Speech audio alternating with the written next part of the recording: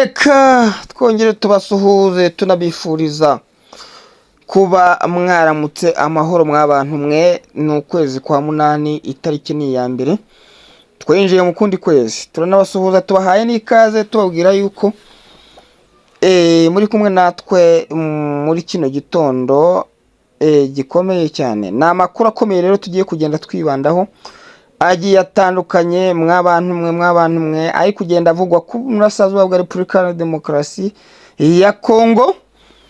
Tugiye kugenda tubigarukaho tureba nuko ibintu byifashe muri Repubulika ya Demokarasi ya Kongo. Perezida wa Repubulika azaba adahari. Kisangani kwibuka Jeno Coste.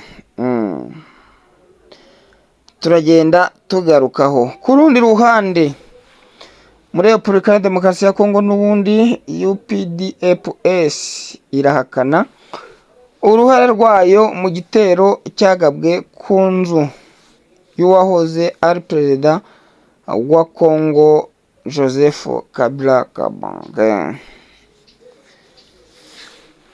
Turakomeza tugaruka ku makuru akomeye cyane, aho iminsi 3 y'icyunamo yategetse mu ntara ya Miami.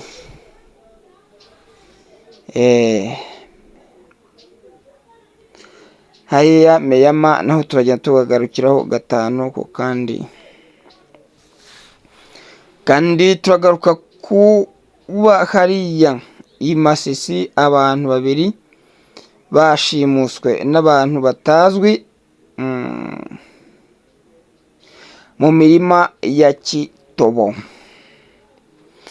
Kandi turakomeza tugaruka ku makuru akomeye cyane avuga ko guverineri y'ingabo ashinza imitwe yitwara gisirikare ya Zaire kuba yarateye ibirindiro by'ingabo zirwanira mu mazi za Kongo muri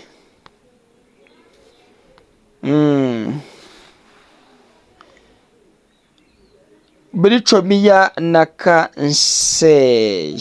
Reka rero aya makuru n'ayandi tutababwiye muyakurikirane mu buryo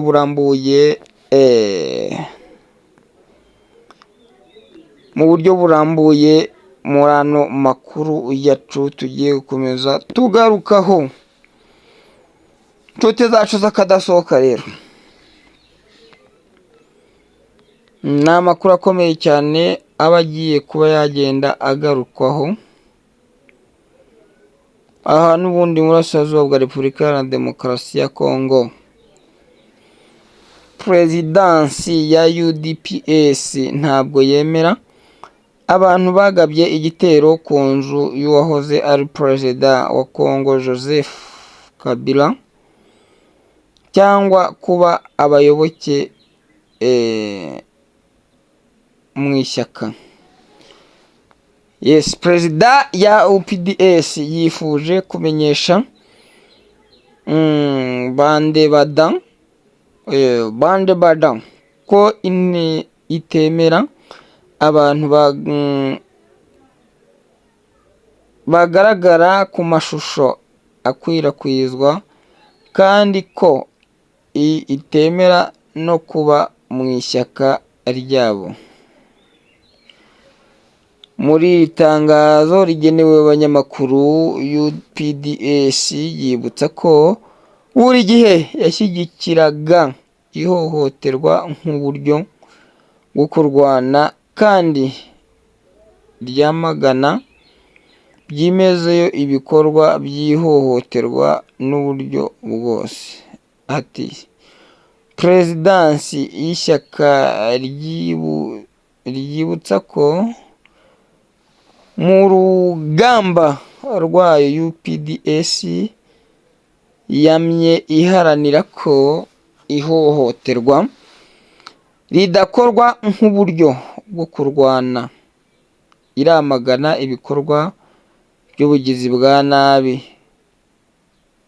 mu buryo bwose, kandi aho baturuka hose hariya ku burasirazuba bwa Repubulika ya Demokarasi ya Kongo. UDPS irasaba ko hamenyekana urumuri kuri iki kibazo kandi ko ababishinzwe bamenyekana kandi bagakurikiranwa hakurikijwe amategeko ya Repubulika ya Demokarasi ya Kongo. Ni amakuru rero akomeje kuba yakomera cyane ahangaha.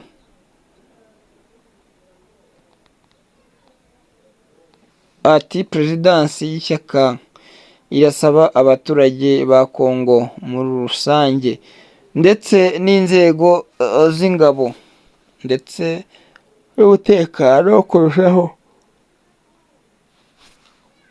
kuba maso muri iki gihe abanzi ba Repubulika ya Demokarasi ya Kongo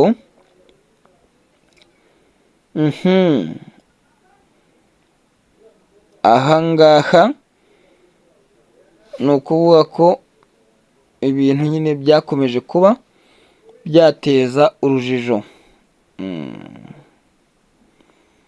Ni ukuvuga ngo bakaba basaba kuba maso muri iki gihe abanzi ba Repubulika ya Demokarasi ya Kongo barimo kugwiza ingamba zigamije guhungabanya inzego z'igihugu binyuze mu gukoresha ibitekerezo. Ubu ntabwo ari igihe cyo kugaragaza cyangwa gutandukana.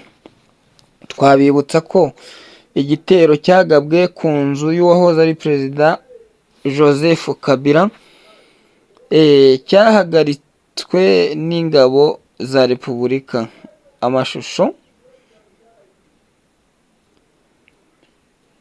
y'igitero yakwirakwijwe ku mbuga nkoranyambaga bituma UDPS yitabira byihuse kugira ngo isobanure neza aho ihagaze kandi yange uruhare urwo ari rwo rwose muri kiriya gitero. Ni ibintu rero bitakomeje kuba byagenda neza bivugwaho rumwe ku rugo rw'uyu wahoze ari umukuru w'igihugu Kabila, aho ibitero bikomeye cyane byakomeje kugenda bigarukaho binamwibasira. Ubona ko biba bishaka rwose guhitana ubuzima bwe umunsi ku wundi. Ariko agenda ababwira ko ibyo bintu atari byo, bitanakwiye mu gihugu bavuga ko gifite demokarasi, ko umuntu ku manywa y'ihangu cyangwa nimugoroba yakwibasira urugo rwahoze ari umukuru w'igihugu, hanyuma yarangiza akaba yakoramo ibintu byose abonye ibyo ari byo byose kandi bigayitse. Reka aya makuru n'ayandi twari twamye tubabwira ko tugiye kugenda tubagezaho, tugiye kuyasoreza ahangaha, tubabwira ko amakuru yacu arakagaruka hano ku Muvumo Online TV. Kanda subscribe, comment, share na like kugira ngo ujye ubana natwe 5 kuri 5. Ciao ciao.